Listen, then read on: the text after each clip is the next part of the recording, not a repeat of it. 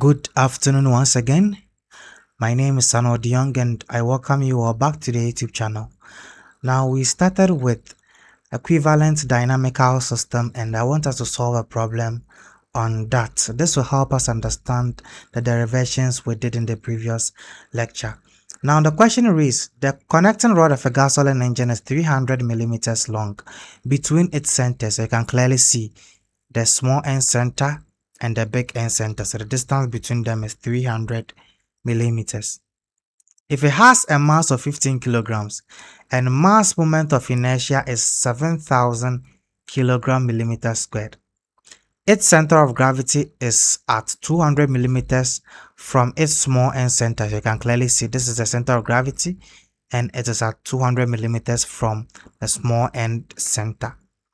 Determine the dynamical equivalent two mass system of the connecting rod if one of the masses is located at the small end center. This is quite simple. They are trying to tell us that for the equivalent dynamical system, the assumption is that one of the masses is located at the small end center. What will be the location of the other mass? That is one. We are also to find the magnitude of the masses themselves, right? So that is it. So we have to determine the dynamical equivalent two mass system of the connecting rod if one of the masses is located at the small end center. This is quite simple. Trust me, this is quite simple. So let us start solving the problem. So now, as we were told that one of the masses is located at a small end center. Now we know the distance between the small end center and the center of gravity. Now this will become our L or small L1 because I told you earlier that mostly one of the lengths L1 and L2, one of them is chosen arbitrary. One of them is chosen randomly, right? And we've been given a clue from the problem that the assumption is that one of the masses from our equivalent dynamical system is located exactly at the small end center. We know the distance between the small end center and the center of gravity, and we know one of the conditions for you to successfully convert your rigid body to an equivalent dynamical system is that their center of gravity should coincide. For the two systems, that is the rigid body system and the equivalent dynamical system, their center of gravity should coincide. So you can clearly see the center of gravity is coinciding. Now, I don't know the spatial location of the other mass. So I'm assuming the spatial location of the other mass is somewhere here. It shouldn't necessarily be at exactly where the big end, the center of the big end is located. It's located. No, shouldn't exactly be there. That is it. So here will be L2. That's it. I think this is quite easy to understand. So you can clearly see this is quite easy to understand. So we can start with the analysis. So first we have to find the masses of the individual masses within our equivalent dynamical system. And you remember we derived an equation. We said M1 is equal to capital M L2 divided by L1 plus L2. Now we know L1 already. L1 is equal to 200 millimeters from the problem, but we don't know L2.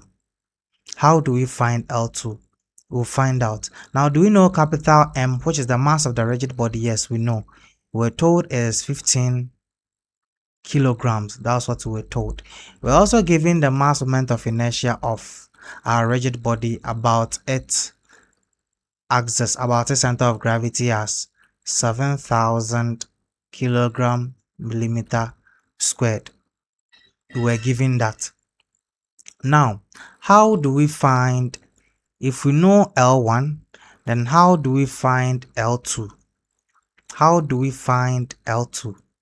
It is simple. Now you remember the mass moment of inertia of a body is the mass multiplied by the radius of gyration. And we already know the radius of gyration is equal to the root of L1, L2, we know. So from here, 7,000 kilogram. Now, millimeter squared can be converted into meter squared, and that will be times 10 to the power negative 6 is equal to mk squared. Now, what is m? 15 kg multiplied by k squared. So to make k the subject, what do we do to make k the subject? Now 7,000 times 10 to the power negative 6 divided by 15. What do we get? What do we get? 7,000 times 10 to the power negative 6 divided by 15. What do we get? We end up getting 4.67 times 10 to the power negative 4 meters.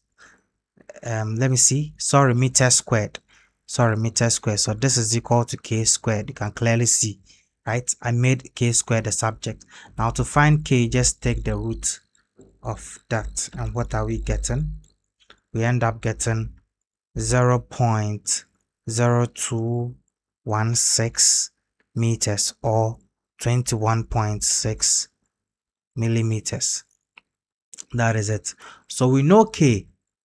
Now we know L1, so we can go ahead to find L2 since our k is equal to root of L1, L2.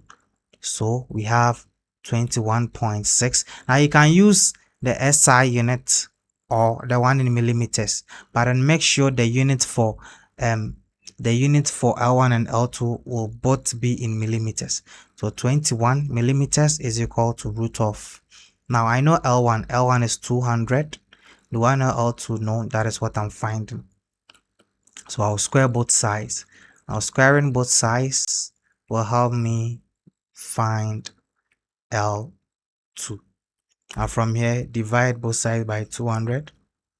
Now what is L2?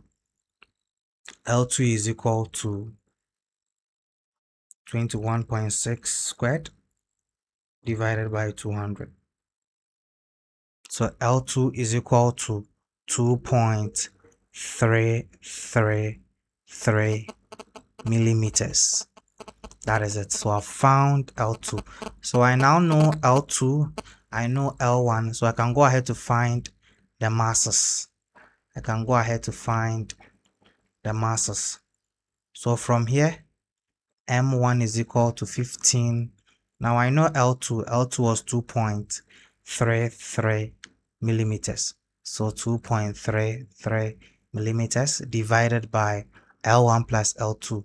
Now L1 was 200, L2 is 2.33 millimeters. So my M1 is equal to 15 times 2.33 divided by 200 plus 2.33. And what am I getting? I end up getting 0.1727 kilogram. Now what is M2? We already know M2 is equal to capital M L1 divided by L1 plus L2. Now what is capital M? Capital M is 15. What is L1? 200 millimeters. What is L1 plus L2? 200 millimeters plus 2.33. And what will be the answer? The answer will be 15 times 200 divided by 200 plus 2.33. And that is 14.83 kilogram. That is it. So we now know M1, M2, and we know the spatial location as well. So we can redraw everything. Now, I want it to be visible, so I will draw it horizontal. So say this is the small end, right? And this is the mass for a dynamical equivalent system. This is the mass with the least magnitude in terms of kilograms. That's what I'm trying to say. This is the mass with the least magnitude. So this is 0. This will be 0 0.1727 kilogram mass. As I said, they are connected by a massless string. They are centers. Now we know the distance between this particular mass, which is m1, to the center of gravity, which is 200. It is 200 millimeters. Do we know the distance from here to the center of this mass?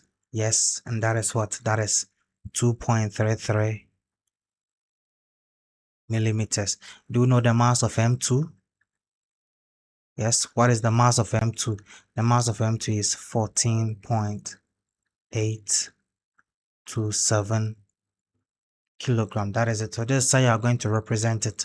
We know the magnitude of the masses and we know the spatial location of the individual masses for our dynamical equivalent system.